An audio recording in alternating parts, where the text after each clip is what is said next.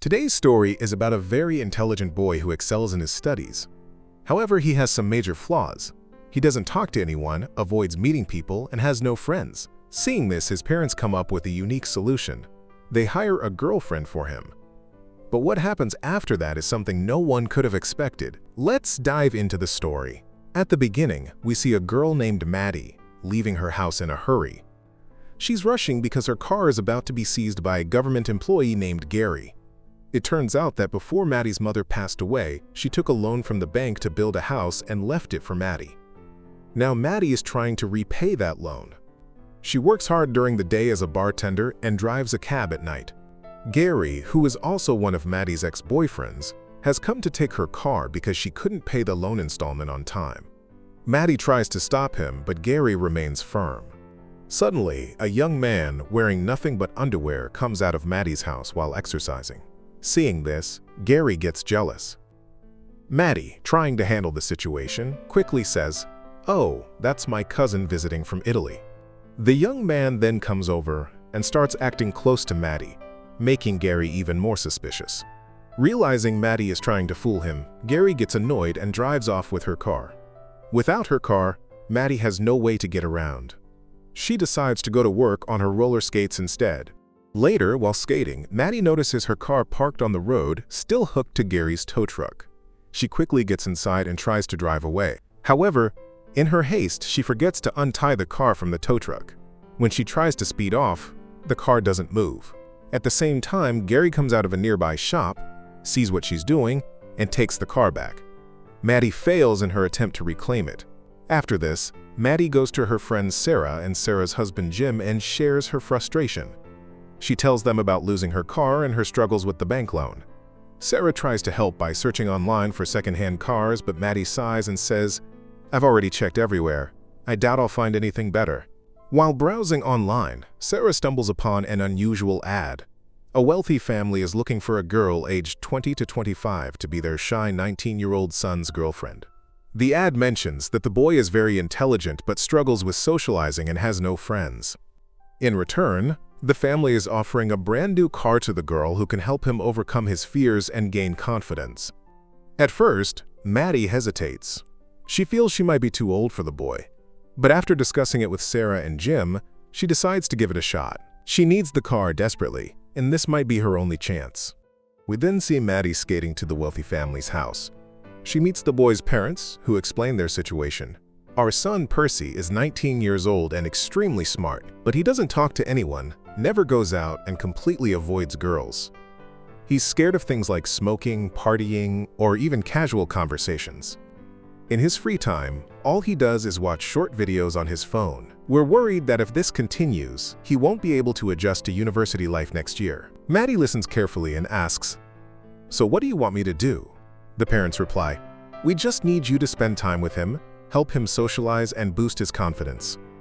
Once we see he's improving, we'll give you the car. But Percy must never know that we arranged this. You'll have to approach him naturally and make him believe it's all genuine." Maddie agrees to the deal and heads to the shop where Percy works part-time. Wearing a striking red dress, she tries to catch his attention by pretending to adopt a dog. Maddie flirts and tries to impress Percy, but he doesn't fall for her charm. Instead, he becomes visibly nervous. Not giving up, Maddie says, "Why don't I drop you off at your house today?" Percy hesitates and declines, but Maddie insists, picking up his bicycle and putting it in her van. With no other option, Percy reluctantly agrees. As they drive, Maddie jokingly says, "What if I kidnap you instead of taking you home?" She then steers the car toward her own house. Percy gets scared, and as soon as the car stops, he sprays pepper spray on Maddie's face.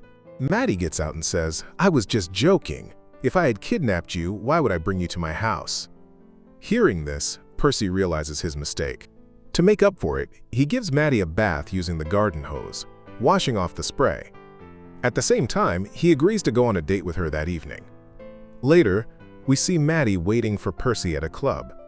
Percy shows up, but everyone starts laughing because he's wearing a formal coat with shorts instead of pants. Maddie, however, praises his unique style to make him feel comfortable. A waitress comes to their table. Maddie orders a Long Island iced tea for herself. Percy asks for a Pepsi, but Maddie cancels it and tells the waitress to bring a Long Island iced tea for him too. As they start chatting and sipping their drinks, Maddie's ex-boyfriend Travis suddenly appears. Trying to make a scene, Travis shows Percy his engagement ring and talks about his past relationship with Maddie, including how she broke up with him. After Travis leaves, Maddie decides to take Percy to a beach. However, the beach is off limits after 8 p.m. Percy hesitates because he doesn't know how to swim, but Maddie encourages him. When Percy refuses to take off his clothes, Maddie boldly removes hers and jumps into the water. Feeling pressured, Percy also removes his clothes and joins her. While they're in the water, a group of people sneaks in, steals their clothes, and starts walking away. Furious, Maddie storms out of the water, beats them up, and retrieves their clothes.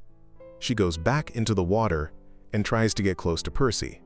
But Percy, feeling uncomfortable, says, "I feel strange doing this. I don't really know you yet." Annoyed by his response, Maddie storms out, sits in her car, and prepares to leave. Percy tries to get in, but Maddie refuses. She tosses his clothes out but keeps his phone, forcing Percy to hang on to the car without clothes. Despite this, Maddie drives off, and Percy clings to the vehicle. The situation becomes chaotic when the police notice and start chasing them. To escape, Maddie drives recklessly and narrowly avoids a major accident as a train speeds past them. Later, at Maddie's house, she tries to lighten the mood by playing songs to get Percy's attention, but he still doesn't fully understand her intentions. Suddenly, Percy starts feeling itchy and notices rashes. Maddie helps him by applying medicine.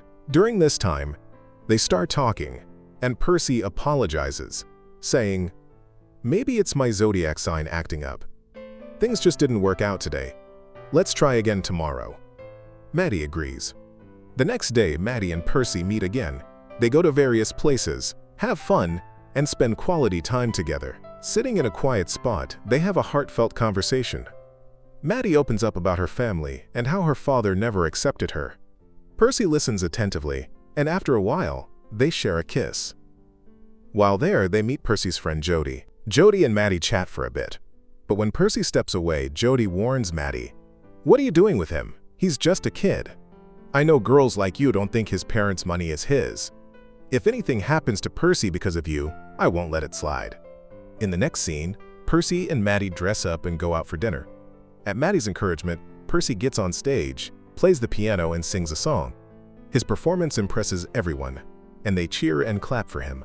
Afterward, Percy's friend Natalie approaches and invites him to a party, saying, "It's going to be so much fun. We'll both be at university soon." Percy excitedly agrees.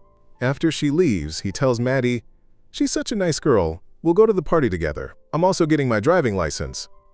Smiling, he adds, "I'm getting a license so I can drive myself on weekends and come meet you." It's clear from his expression that Percy is getting deeply attached to Maddie, and Maddie is starting to realize it too. After dinner, they leave the restaurant. In the car, Percy starts drinking and suddenly confesses to Maddie, "I'm ready for you now. I've fallen in love with you, and I want to get intimate with you." Maddie, trying to handle the situation delicately, says, "You've had a drink, and in this state, you won't enjoy your first time. Let's save it for another day." But deep inside, Maddie feels terrible. She remembers the deal she had with Percy's parents, that she's only with him because of an agreement. Percy, unaware of all this, is taking things very seriously, and Maddie begins to feel guilty about playing with his emotions. The next day, Percy confidently tells his parents, "I'm getting my driving license now." His parents are thrilled to hear this, but then Percy adds, "I have a new girlfriend named Maddie, and I don't want a long-distance relationship with her. So I'm not going to university anymore. I'm grown up now and can make my own decisions." Afterward, Percy takes his dad's car and drives off. Once he's gone, his parents call Maddie and remind her of their deal. They say, "The deal was that you'd get a car for convincing Percy to go to university. You can take the car now, but just make sure he goes." However, Percy overhears their entire conversation through the car's operating system. He feels deeply hurt and realizes Maddie's feelings for him might not have been genuine. Percy invites Maddie to his house and, despite knowing everything, introduces her to his parents. During dinner, he sarcastically makes fun of Maddie's age and then abruptly leaves the table. Furious, Percy takes the car with the help of his friend and crashes it into a tree. After returning home, Percy storms into his room and asks Maddie to get intimate with him. Maddie agrees, but since it's Percy's first time, it doesn't last long and he becomes short of breath. Afterward, Percy reveals, "A tree has fallen on your car." Maddie immediately understands that Percy knows the truth about the deal. Filled with anger and disappointment, Percy says, "I thought you really liked me, but I was just a joke to you." Maddie pleads, "No, Percy, you're wrong. I really do like you." Despite her explanation, Percy angrily tells Maddie to leave. Maddie returns home heartbroken. She feels guilty for hurting Percy's feelings, while Percy goes back to his old habits, playing games and watching short videos. One day, Maddie gathers the courage to meet Percy again. Maddie follows him, trying to convince him, but Percy is still angry and refuses to listen. He gets into his car, but Maddie doesn't give up. She stands in front of the car, blocking his way. As Percy drives toward the beach, Maddie clings to the car, shouting for him to stop. The car suddenly veers into the sea, and Maddie falls into the water. Percy immediately stops the car, jumps out, and rescues Maddie, pulling her to the shore. In the final scene, Percy is seen packing his bags and getting ready to leave for university. He bids goodbye to his parents and steps outside. To his surprise, Maddie is standing there with a playful smile, asking, "Does anyone need a cab?" They both laugh, and the story ends on a sweet and happy note, filled with romance and fun. If you enjoyed this story, don't forget to like the video and subscribe to the channel for more funny and heartwarming stories.